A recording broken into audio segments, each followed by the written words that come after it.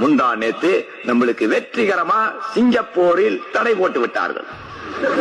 We have barred recently 4 Muslim preachers from Singapore. Indian Tamil Muslim called Palarin Baba. Very educated man. Otherwise known as Muhammad Ali Ahmad Ali Baba. And he bragged that he has been jailed repeatedly for championing the Islamic cause, i.e. he is prepared to be jailed by Singapore.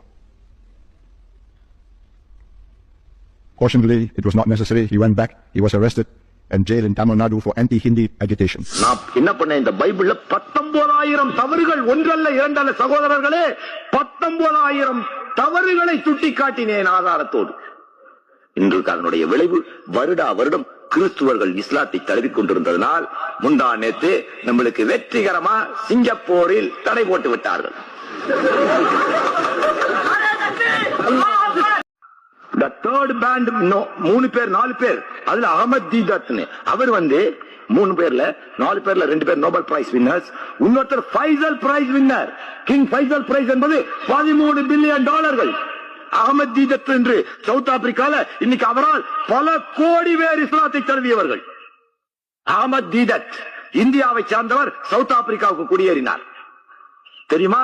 அவரையும் சேர்த்து தடை செஞ்சுட்டாங்க.